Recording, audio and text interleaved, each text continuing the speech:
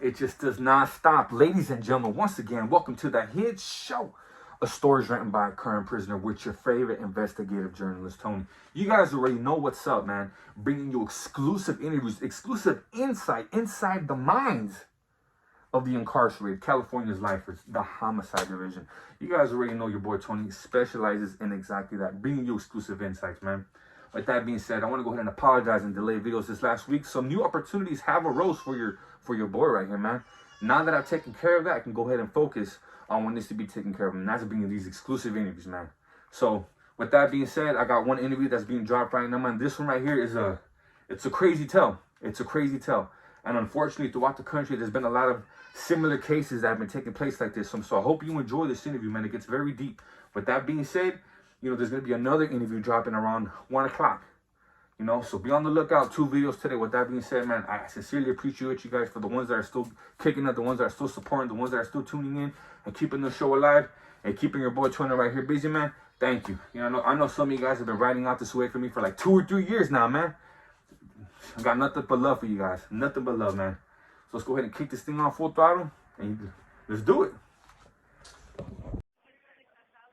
So what did they call you? They call me Smiley Girl. What are you incarcerated for, and how long is your sentence? I'm incarcerated for trying to kill my father, but then I got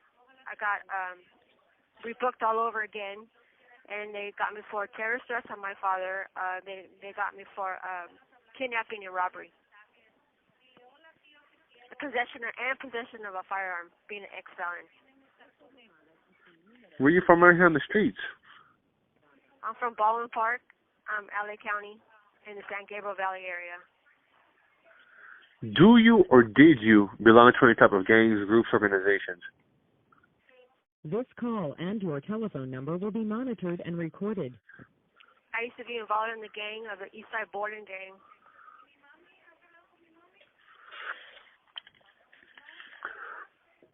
Okay. I understand that you have a few words that you would like to express to us, Maria. A few words of wisdom. I'm going to go ahead and allow you to do so, please, okay? Okay. My name is Maria Rodriguez. I'm known as Smiley Girl from Baldwin Park, Eastside Boarding Park Gang. I am 47 years old. I am American Mexican and Native American. I did not know that I was Mexican or how I was Mexican because I have no family from Mexico. I speak no Spanish. I grew up in the system by getting in trouble. Juvenile halls, placements, psychiatric hospitals, camps, placements, prisons now. And I came up with 30 years. I am now serving 25 to life because I caught a life sentence while I was in prison, while I was doing a shoe term. I set myself up with the homemade slashing device, which gave me my 3rd strike. I didn't fight my time. I just let them give it to me. And I was lost. I was broken. I was full of hate, and I didn't care about nothing. I figured I had no kids, so I didn't have nothing to worry about. My mother was going to be older by the time I was going to get out in 30 years, so maybe she wasn't even going to live, so I didn't have to care about that either. I didn't really value family at all. I took life for granted. I took family for granted because I was abused by my father. My father had let some things happen to me. He was supposed to protect me. He was supposed to take care of me. He was supposed to keep me safe. I grew up without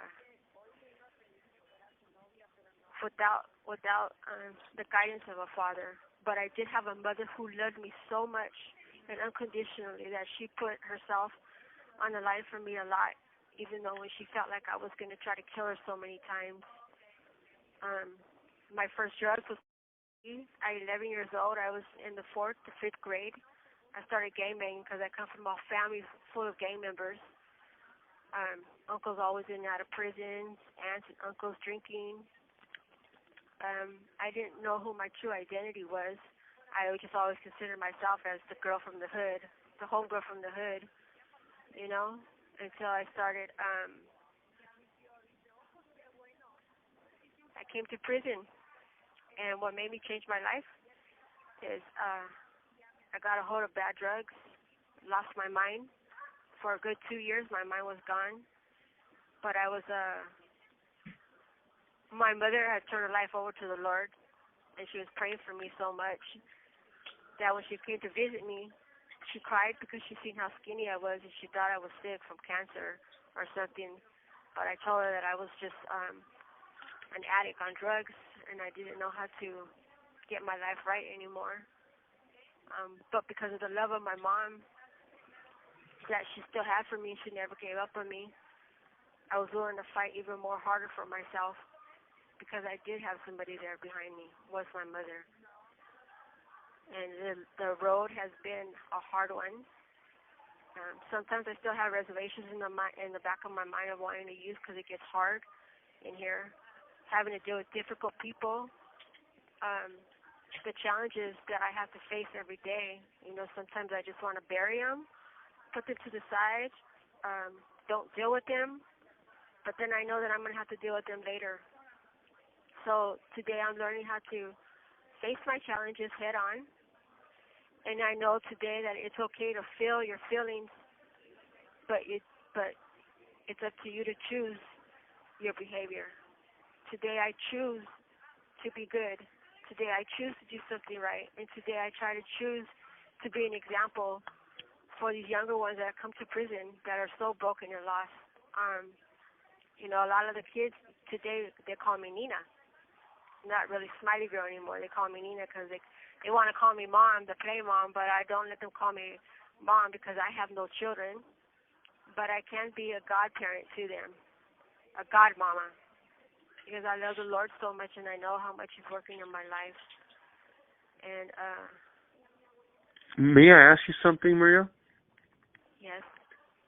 And I'm gonna take this back, way back, and I hope some of these questions are not come off as too personal, but I'm somewhat curious as to what it is that happened with your father, and what were the decisions, like what was the turn of events that led you to want to do that, to want to hurt your father, and what was your relationship with him before that? Well, growing up with my father, it was my mom, me. I have an older sister, I have a younger sister, and I have a little brother. My brother's the youngest out of 4 kids. I'm the middle child. But for some reason, my dad always was abusing me, always hitting me, always angry at me. I was just a child. My dad was abusing my mother all the time. I don't ever remember him touching my sisters or brothers, hitting them, but every time they got in trouble, I was the one that got hit for it. I remember my dad tying my mama when my mom would think that we would be asleep, because we live in a little garage place, so we always live in duplex apartments in El Monte. But I'd always be awake, and I would hear my mom hold her crying because my dad would be her, or my dad would be hitting her with extension cords or tying her up. But she never wanted to wake us up or to be scared. But I was always awake, and I remember I would always be facing the wall, and I would be crying and crying. But I didn't want to say nothing because I was scared that I would get hit. You know? My dad had a lot of anger. My dad was a very angry man.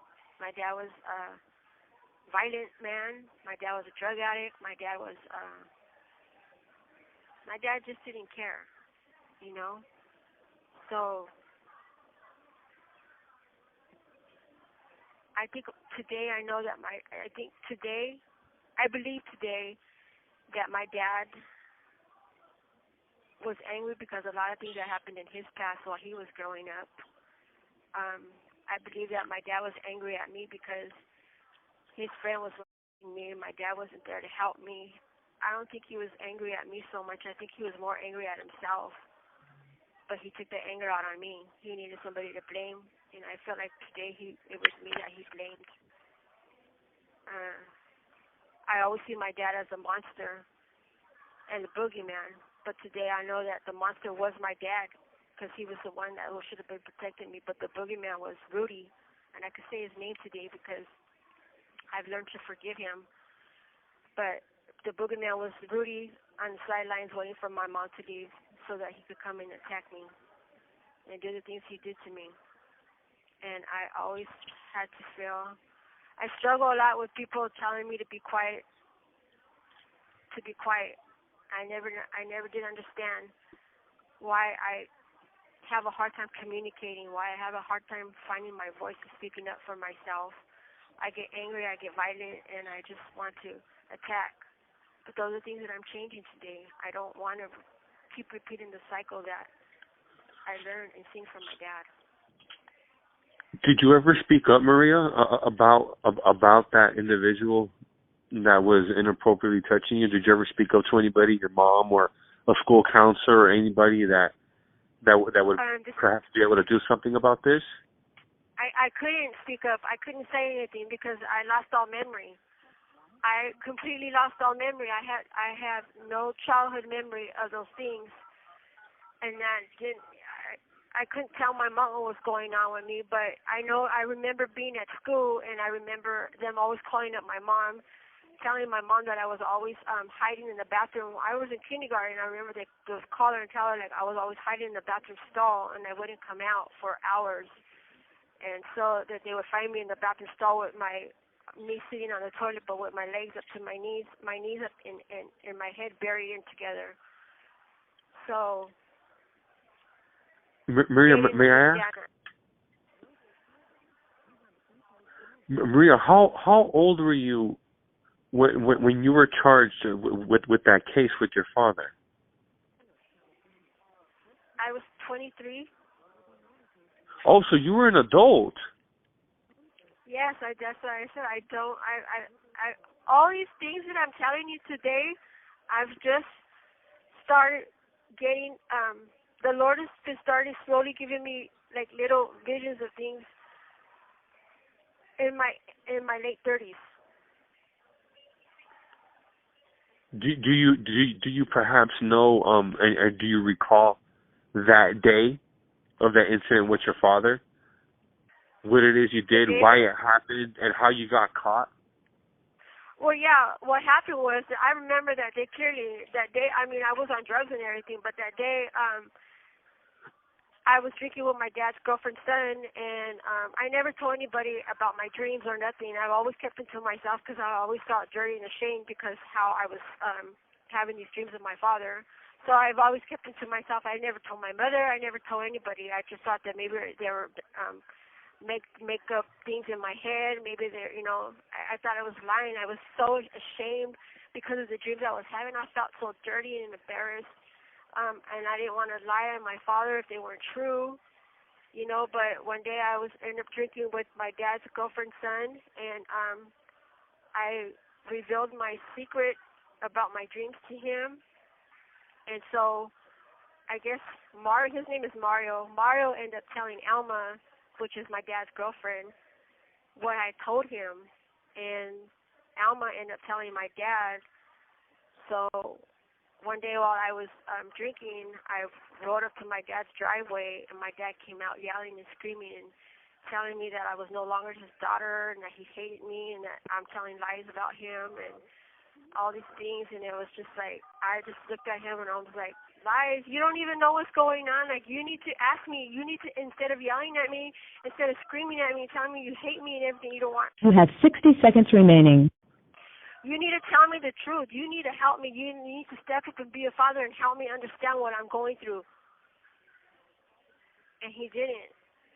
So I ended up leaving, and I went back and I picked up a gun, and I went back to his house, and I tried to kill him. This call and your telephone number will be monitored and recorded. Can you call me back, Maria? Yes, it's fine. So I ended up going back to his house. I remember knocking on the door and kicking in the door. I know my dad was in the room. It's a small house, so he heard the commotion going on, and I threw his girlfriend up against the wall, and I was going to stab her. But I didn't. Something pulled me back, and I was looking for my dad, and we ended up meeting in the middle of in the living room, and I'm crying. I just remember crying to him, and I don't remember nothing after that. All I do remember is us being outside in his driveway. My homeboys were there, and my homegirls were there. I remember going to the van. Oh, I remember telling my homeboy Diablo, hey, you need to excuse my language, you need to pick him up. Like, he hurt me. And I don't think he understood what I was talking about because I was crying so much. But he looked at me and he's like, that's your dad. And I'm like, no, he's not. And so I went in the van and I pulled out the shotgun and it got quiet. And I remember I pointed at my dad and I told him, how does it feel? Because now he's begging me to put the gun down and that he loves me. I'm his dad. He said, Mija, I'm your dad. I love you. Let's just talk. I said, oh, now you want to talk. Now you want to talk? I said, everything that you did to me, you hurt me. I said that I'm not going to ever forget. And I tried to shoot the gun, but somebody hit the gun up. It shot up in the air. Somebody grabbed me from behind.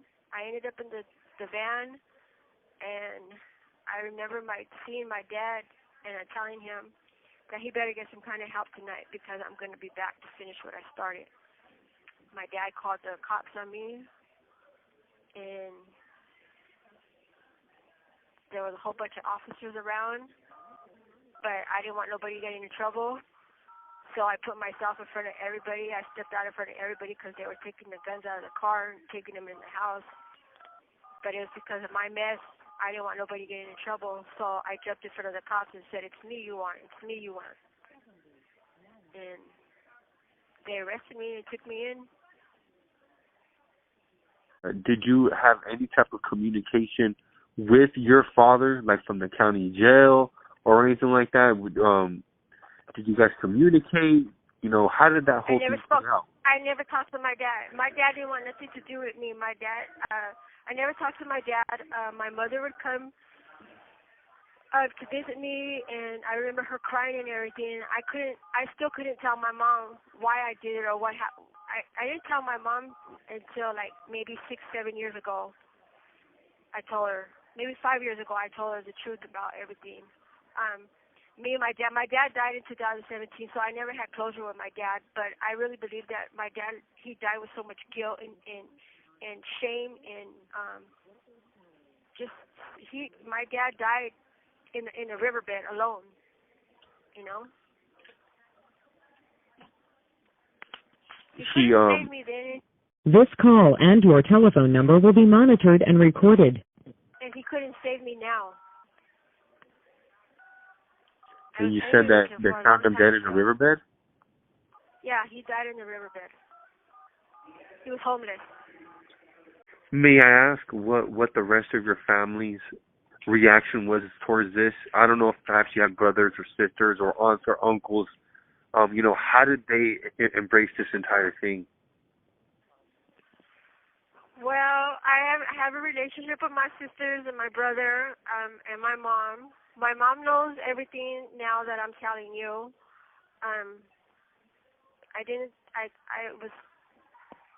My sisters, I talk to them like every once in a while.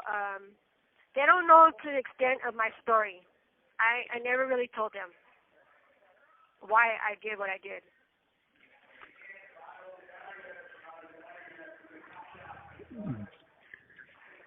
Do you have regret having done what you did? Is this something hard to live with, or honestly, you don't feel guilty because you feel perhaps this individual is responsible for a lot of the pain that you have endured throughout your lifetime? No, today I feel completely remorseful. I love my father, and I wish what I knew today that I knew back then, because it would have been a little easier for me to go to him and talk to him without feeling such shame and guilt, because I think if I would have done that, maybe we would have had a better communication and understanding of the pain and the hurt that I'm feeling. I love my dad, and today I hold guilt because I feel like I never got the chance to have closure with him and tell him that I love him and that I forgive him. You know, that must be a very hard pill to swallow right there. That must be very hard. That must be very hard to live with. I can only imagine. It's like I'm tearing up right now because I wrote my dad died December 29th this month. I had wrote a Christmas card to my dad for my mom to give to my father, and in the letter was telling my dad that I forgave him and that I understand everything now and that I know that he wasn't the one that actually hurt me, and that he needs to learn how to forgive himself because I love him and I forgive him, and that whatever he needs to do now is if he needs to go on now, then he can go ahead and die peacefully. But my mother never gave my dad that card, so he ended up passing away without ever reading that card. So I have guilt. I have that guilt inside because I feel like if I could have just told my dad to his face, or even through a phone call, or even if he got that letter, I love you, Dad. I'm sorry. I am so sorry. You know, Anthony, I love my dad. My dad he's been through a lot too, but I didn't realize. I mean, I didn't know any better. I was so broken. I didn't know that I was broken.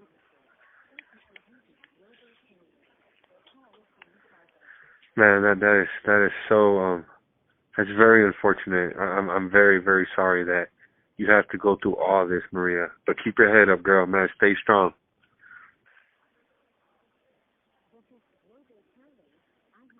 Maria, you said a little earlier that you had picked up another 30 years for some other cases that has nothing to do with this case that you're talking about now. What are those cases about, and how the hell do you pick up 30 years while you're already incarcerated? Well, because you got to remember, I've been in and out of trouble since I was 11 years old in juvenile hall and all that. I had just got done doing a first prison term, which was 3 years. So I got in trouble running around with, a group of girls, and we were doing a lot of robberies and kidnappings out there.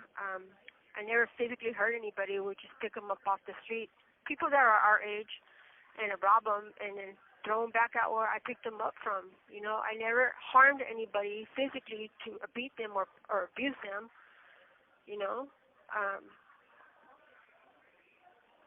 I would just randomly see girls that were my age, and if I seen them like dancing to music in their cars or whatever, I would follow them and ask them to get off the car and just talk to them like if I knew them and give them some kind of story and then make them get in the van. And then I'd rob them, drop them off where I picked them up at.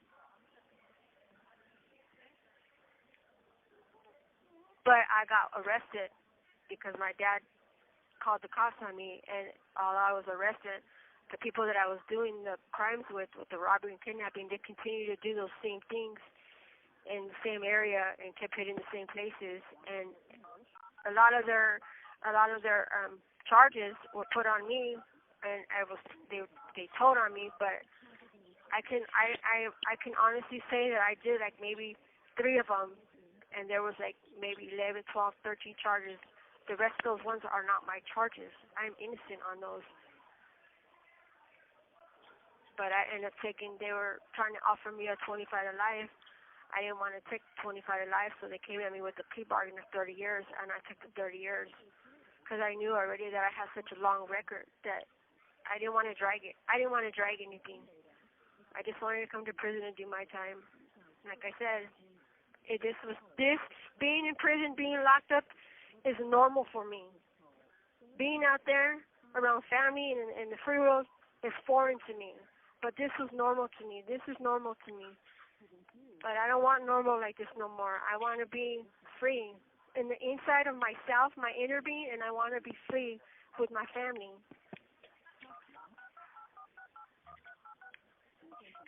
Maria, earlier you told me something about a dream.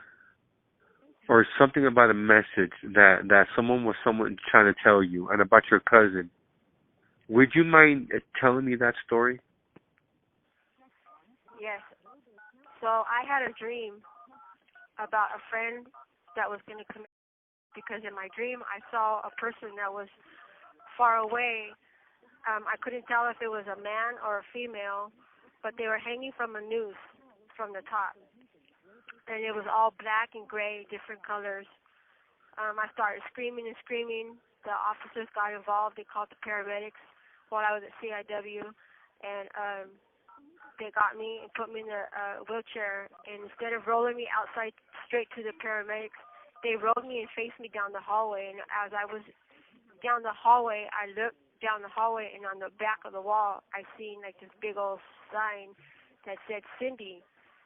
Cindy is my friend that I thought that was trying to kill herself, but Cindy was spelled S-I-N-D-Y, but the sign that I seen was S-I-N/D-Y. It said Sin Die. So the reason why I thought it was my friend Cindy is because that's how she spells her name, but it was never her. I knew that God was, he was getting hold of me now. I just knew in my heart that something was going on. I didn't know it at the time really what it was, because I never had a relationship with him. I know of God, I've heard about him, but to ever have a relationship with him or tap into my inner being, and God speaks to me in so many ways. He speaks. I know. Before I thought I used to have powers, but it's a gift that I know that I have. And my mother always told me, you have a gift, but I can't tell you what it is because you'll use it wrong. But today I know the gift, and I want to use it right. And this is how I want to give back, is by sharing my story. I ended up in this watchroom for 14 days, and what I experienced in there was, I can't describe it.